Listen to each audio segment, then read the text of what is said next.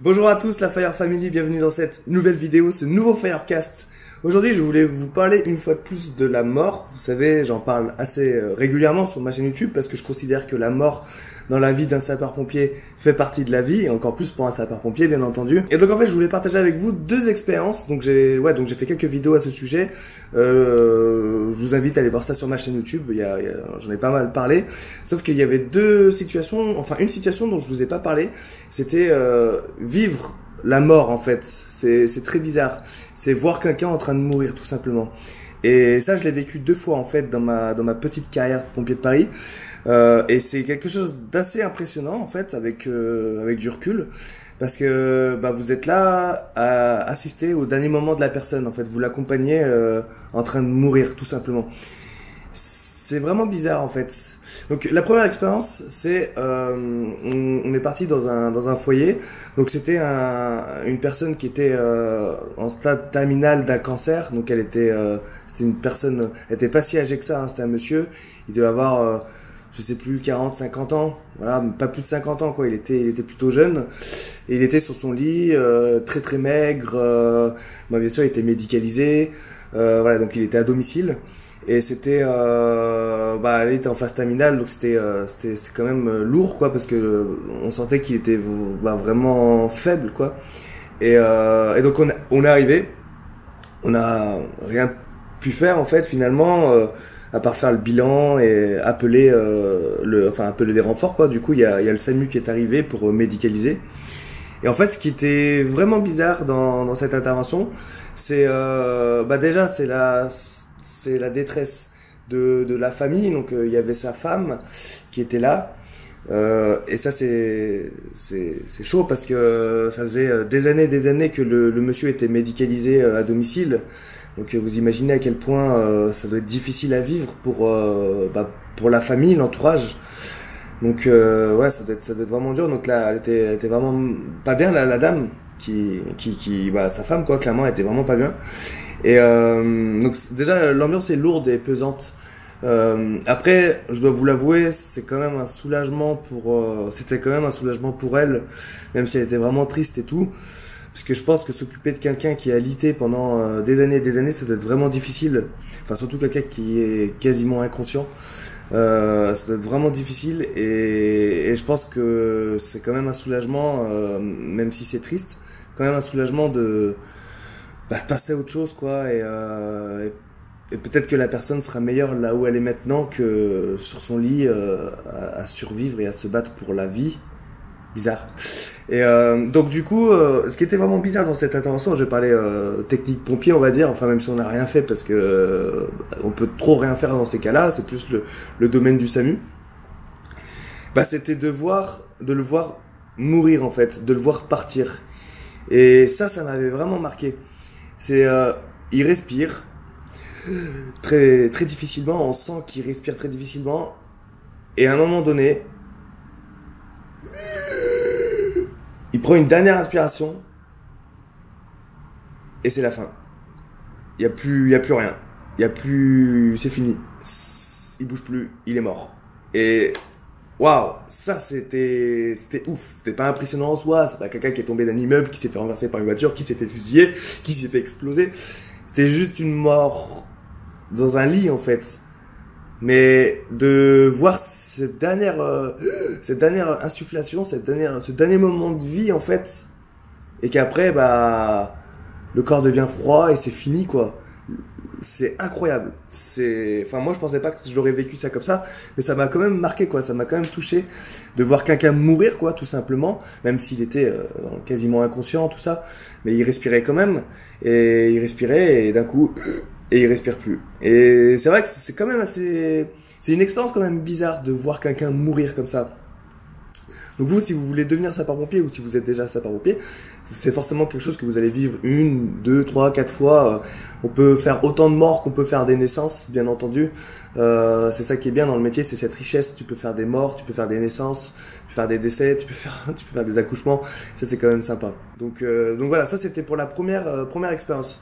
La deuxième expérience où j'ai vu quelqu'un mourir, c'était un autre contexte. C'est une personne qui nous a appelé. Enfin, c'est sa femme qui nous a appelé. parce que elle avait fait un malaise, la personne, mais un malaise pas très grave. En fait, dès que nous on est arrivé, on était au PS, dès qu'on est arrivé, la dame, elle a dit que son mari avait fait un malaise, mais le mari, il voulait pas être pris en charge en fait, donc il nous mentait sur son bilan. Tout ce qu'on lui demandait, combien de temps il s'était évanoui, tout ça, il nous mentait, il faisait que nous mentir. Et on fait le bilan était correct, il avait une bonne tension, le pouls était bon, la SAT, tout était bon. Son bilan, en fait, on s'est demandé pourquoi on est venu quoi, parce il avait rien quoi. Tout simplement parce qu'il nous avait menti quoi. On l'a su après, je vais vous expliquer pourquoi. Le monsieur dit qu'il veut aller aux toilettes. Bon, c'était une personne pas assez âgée, il devait avoir 65 ans, 70 ans. Donc là, le chef d'agrès dit à l'homme de liaison, vas-y, accompagne-le pour aller aux toilettes. Donc il l'aide parce qu'il avait un peu du mal à se lever, tac tac. Donc l'homme de liaison lui demande, ça va, c'est sûr, ça va, vous avez pas la tête qui tourne quand vous vous levez, tout ça. Non, ça va, il allait très bien. Et donc il va aux toilettes.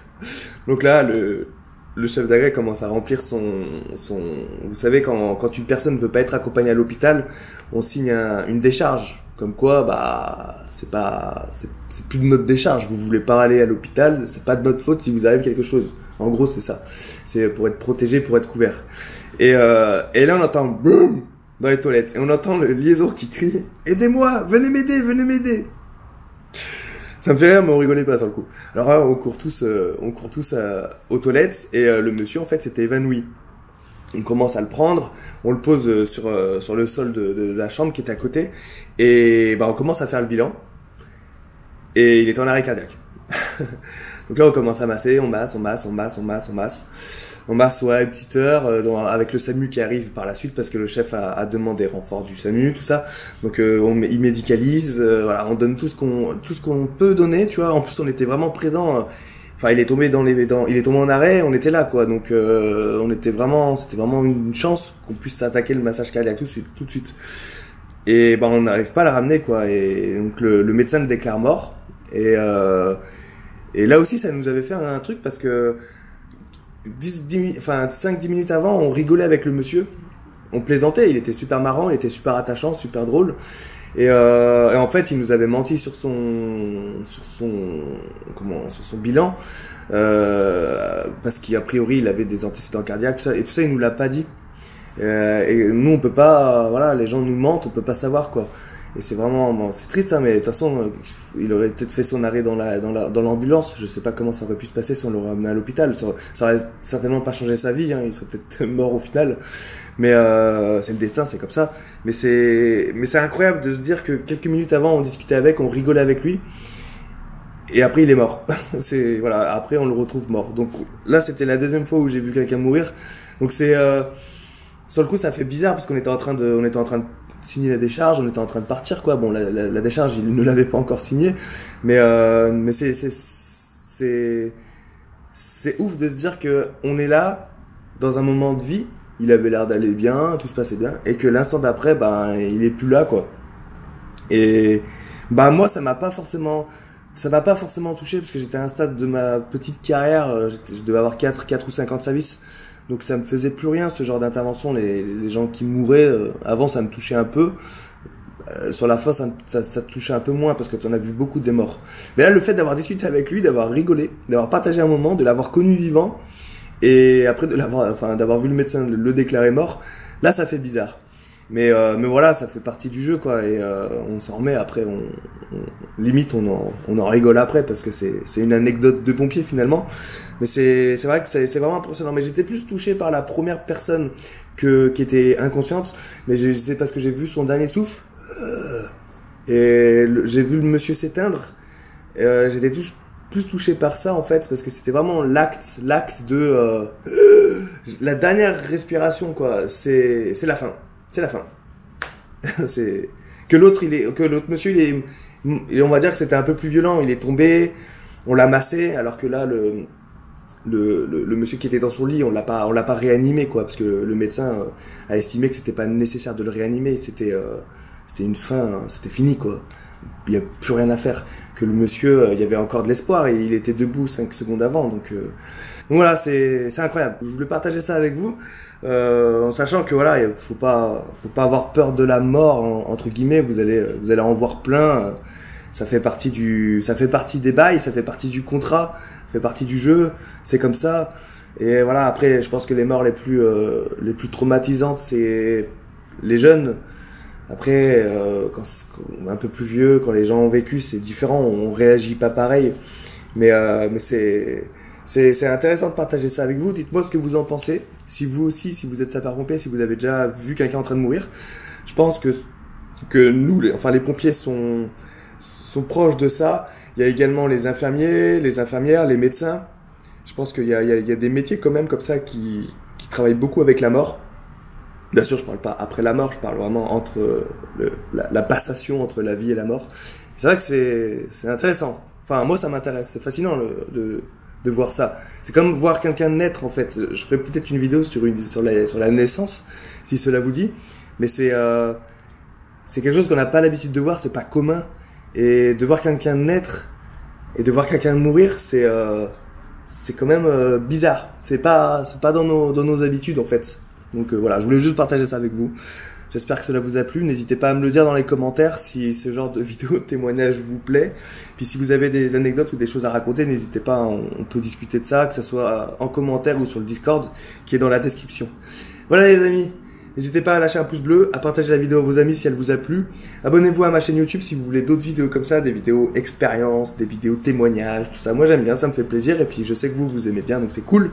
Et on se retrouve demain pour la prochaine vidéo, donc du coup abonnez-vous à ma chaîne YouTube pour ne rien manquer, appuyez sur le bouton juste en dessous. Et puis voilà, pour ceux qui veulent commencer mon programme d'entraînement, n'hésitez pas, le lien est dans la description, vous êtes nombreux à l'avoir commencé, ça fait plaisir les futures machines de guerre. On se retrouve demain pour la prochaine, du coup, rompez et que Sunbar vous protège. Ciao les amis.